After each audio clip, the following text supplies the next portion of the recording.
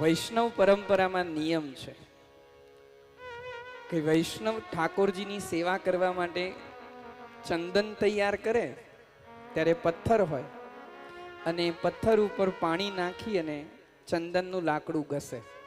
ઠાકોરજીની સેવા માટે ચંદનનું લાકડું ઘસે અને જેવું ચંદન તૈયાર થઈ જાય ને ત્યારે વૈષ્ણવ શું કરે, એ જે તૈયાર થયેલું ચંદન છે એ ચંદન વડે સૌથી પહેલા કોને ચાંદો કરે ખબર છે?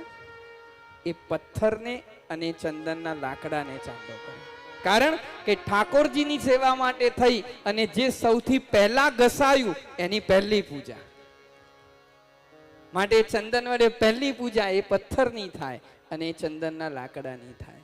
એમ ભલે રામ લક્ષ્મણ અને ભરત શત્રુઘ્ન 4 બેઠા, પણ રામ રાજ્ય થયું તો રામ રાજ્યની ભવ્ય ઇમારતને તૈયાર કરવા માટે થઈ અને જે ઘસાયું છે તે છે ભરત. માટે સૌથી પહેલામાં પહેલી પૂજા ભરત. ભરત એટલે રામ પ્રેમનું મૂર્તિમંત સ્વરૂપ. રામો વિગ્રહવાન ધર્મ. રામ એટલે ધર્મનું મૂર્તિમાન સ્વરૂપ, તો ભરત એ પ્રેમનું મૂર્તિમંત સ્વરૂપ છે. મૂર્તિમંત પ્રેમ એ ભરત છે. ભરતજી સફેદ કપડાની અંદર રહેલા સંત છે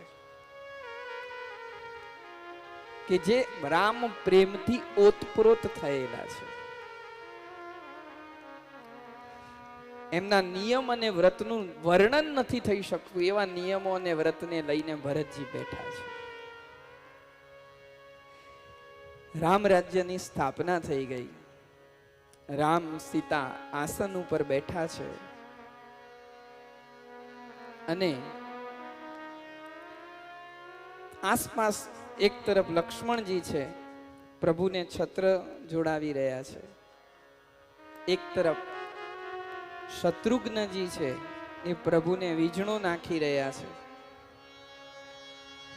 શ્રુતકીર્તિ, માંડવી, ઉર્મિલા બધા ઊભા છે અને લોકો ખૂબ ઉત્સવ ઉજવી રહ્યા છે. મારો રામ આજે ગાદીએ બેસી ગયો છે.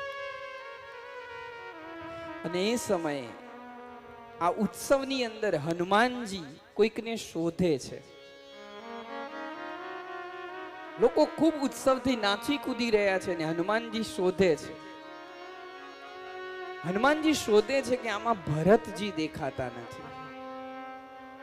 લોકોના ટોળાઓની વચ્ચે લોકો જ્યાં નાચતા હોય, ઉત્સવ ઉજવતા હોય, ત્યાં જઈને હનુમાનજી દેખે ક્યાંય ભરત નથી દેખાતા. શોધતા શોધતા હનુમાનજી આવે છે અને જુએ છે તો ભરતજી જે સિંહાસન ઉપર પ્રભુ રામ બેઠા છે, સિંહાસનની પાછળ હાથમાં છત્રને રાખી અને રડી રહ્યા છે. એક આંખમાંથી આંસુ વહી રહ્યા છે અને હાથ વડે પ્રભુના ઉપર છત્ર ફેરવી રહ્યા છે. હનુમાનજી આવીને ભરતજીને કહ્યું કે ભરત ભાઈ આપ યહાં ક્यों बैठे हैं, आगे आइए ना. भरतजी ना पाड़ी. क्यों, आप मना क्यों कर रहे हो, आगे आइए ना. नहीं हनुमान, હું આગળ નહીં આવું. કેમ? હનુમાન, હું એ અભાગ્યો છું, હું એ પાપી છું કે જેના કારણે મારા રામને 14 વર્ષ સુધી વનમાં જવું પડે. મારી માં સીતાને વન ભટકવું પડ્યું. હનુમાન, હું આગળ નહીં આવું. હવે કદાચ હું આગળ આવીશ અને મારા જેવા અપશુકનિયાળને જોઈને ફરી મારા રામના રાજ્યાભિષેકમાં કોઈ વિઘ્ન આવે તો. હનુમાનજી સમજાવ્યા પણ ભરતજી આવતા નથી. ત્યારે હનુમાનજી રામચંદ્ર પાસે આવે છે અને પ્રભુની પાસે આવીને રામચંદ્રને કહે છે હનુમાનજી કે પ્રભુ આપ જાણો છો ભરત ક્યાં છે? રામજી હનુમાનને કહ્યું હા. હનુમાન, ભરત દેખાતો નથી, ક્યાં છે? બધા દેખાય છે, ભરત દેખાતો નથી, ક્યાં છે?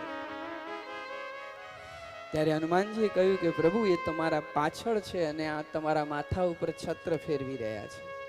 મેં કહ્યું કે આગળ આવો તો ના પાડે છે, બસ રડ્યા કરે છે અને આ છત્ર ફેરવે જાય છે. તમે કહો ને, તમે કહેશો તો આગળ આવશે.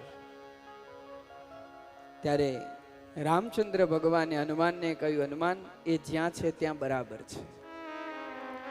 હનુમાને કહ્યું પ્રભુ આપ પણ? કહ્યું હા હનુમાન, એ જ્યાં છે ત્યાં બરાબર છે. કેમ?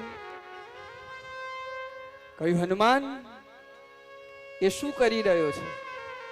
કહ્યું એ તમારા ઉપર છત્ર ફેરવી રહ્યા છે. બસ હનુમાન, હું જગતને એ જ બતાવવા માંગુ છું કે રામ આજે રાજા બની અને જગતમાં પૂજાય છે. જગતને આજે રામ રાજ્ય મળ્યું છે ને એનું એક જ કારણ છે કે રામના માથે ભરતનું છત્ર છે. જો આ ભરતનું છત્ર રામના માથે ન હોત ને તો રામ રાજા ન હોત. આવા ભરતજીની વંદના કરી છે.